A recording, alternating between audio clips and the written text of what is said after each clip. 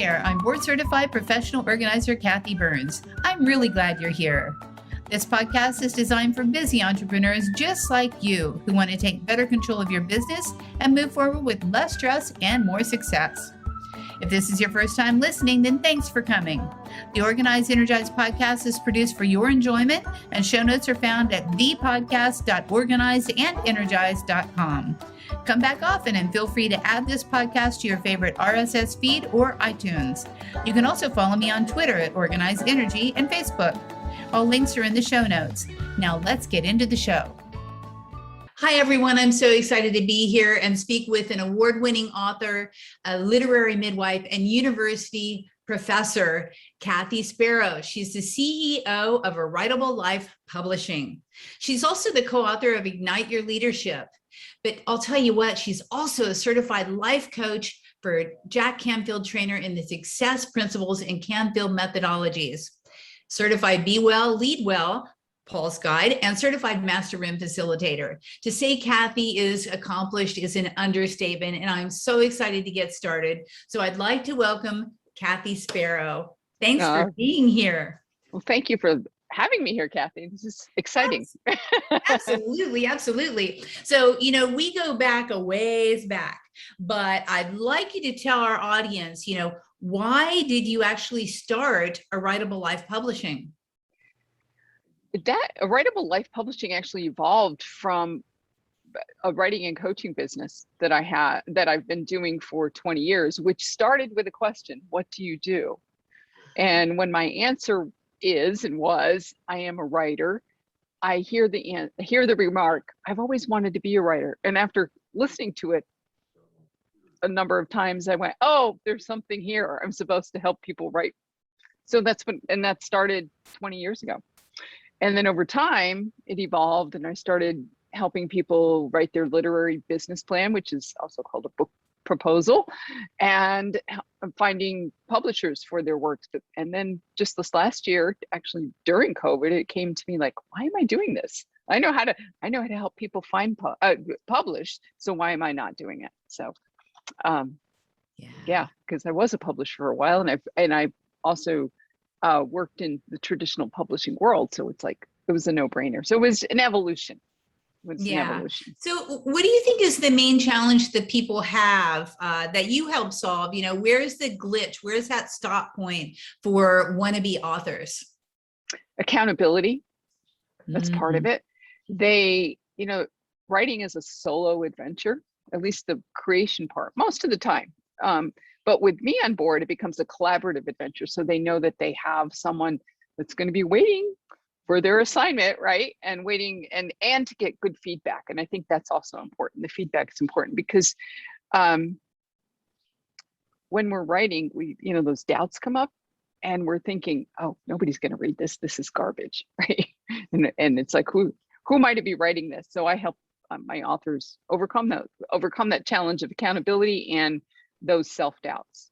Yeah, absolutely. And especially as writing, there's a lot of self-doubts that creep into it.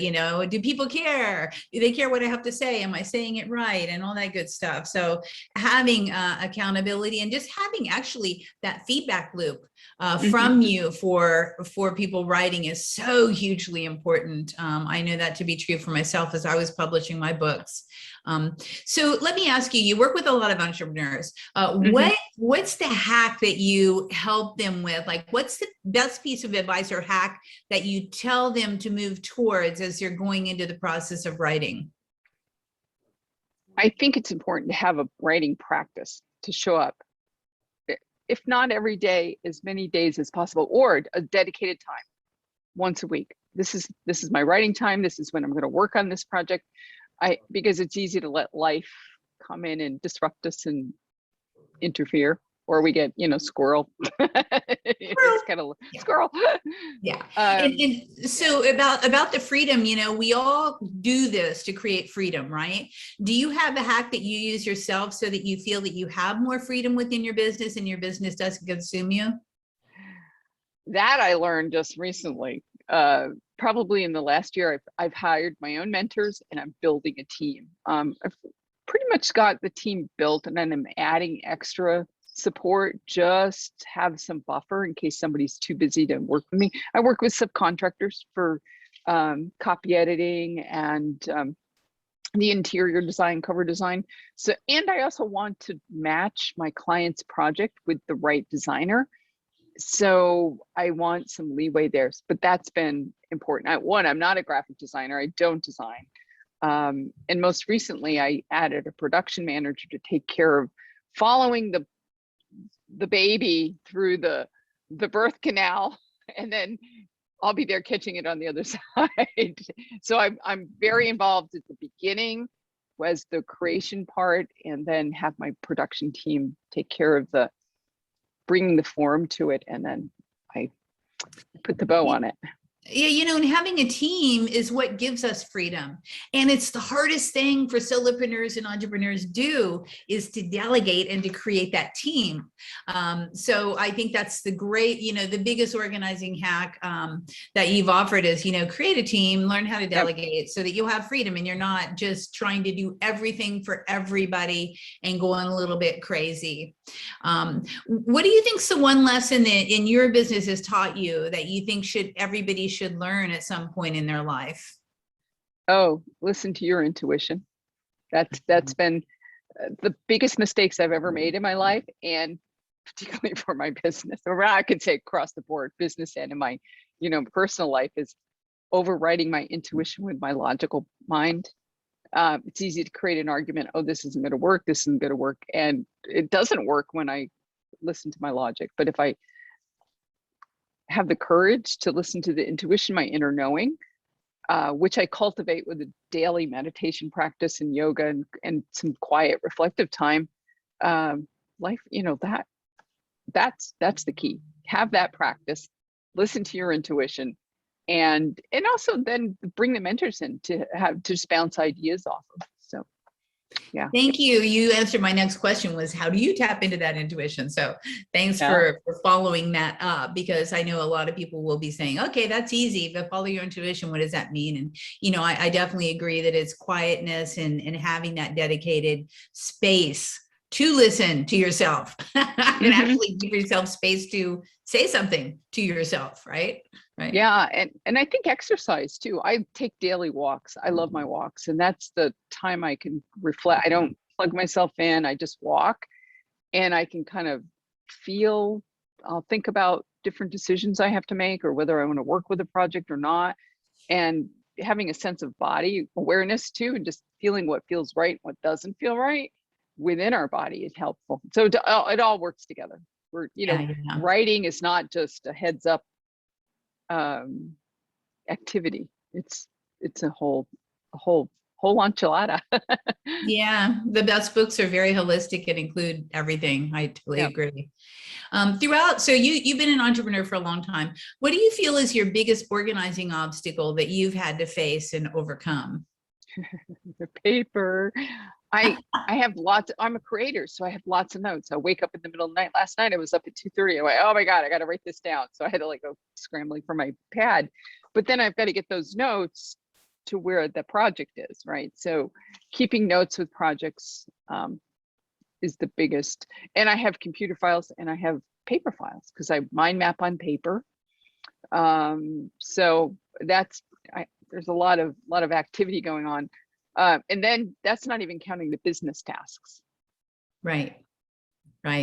Yeah. Paper, as a writer, author myself, paper, and actually paper is a challenge for everybody. So you're not alone. I mean, we all have those challenges for people who just love the feeling of the paper and we like the actual process of writing. I know that a hack that a lot of writers will use is use one notebook per topic. So if they have something in their brain and they decide that they're going to write something about that topic, they grab that notebook, and that can be easily done with small spiral notebooks, one for each type of topic or each book that they're theorizing on or whatever. And also having a spiral notebook for each mentor. each person that they're setting with, it absolutely helps. And I know I do that for my clients. Each client has their own section within the Spiral notebook, so I can grab right to it and keep those notes flowing for that individual person. So yeah, loose pieces of paper don't work, of course. Nope. So having at least spirals is a good way to do it.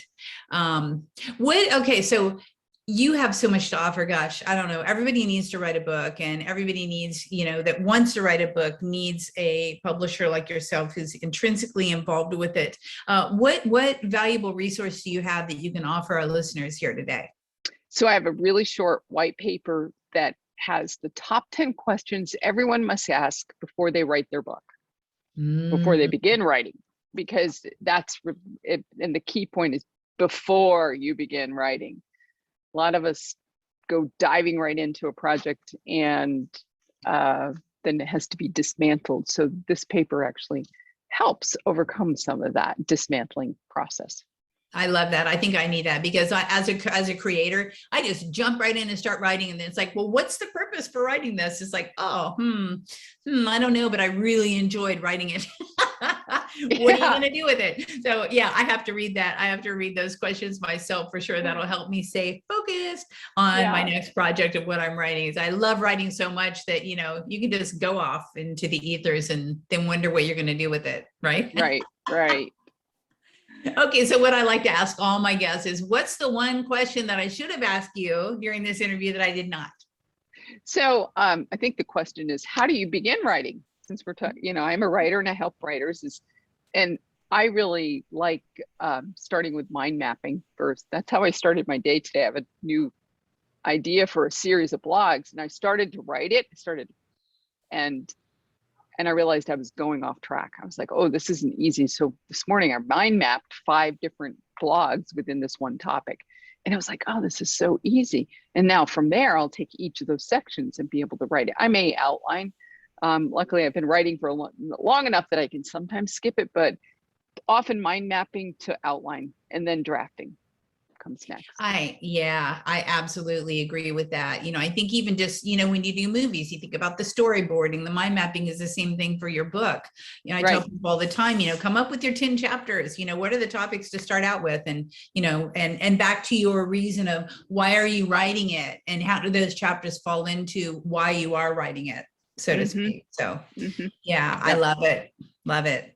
Well, you know what? I always enjoy speaking with you, always. Yes. And I really appreciate your time. And everybody make sure to download the 10 questions, because that's going to really help you super focus on what you want to write next. And of course, you'll have links to Kath and links to all of her offers and her websites. You can see more about her. If you're getting ready to write your book, go for it. There's no much more fun than having your book published and come to fruition. Trust me on this. It just feels fabulous. So thank you very much. I appreciate your time, and I will see you in the next podcast. All right. Thank you. Thanks, Kath.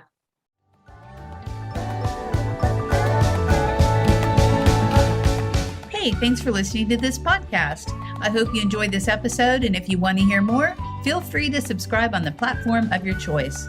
Also, if you feel so inclined, I would truly appreciate a good rating from you to me. Have a stellar day.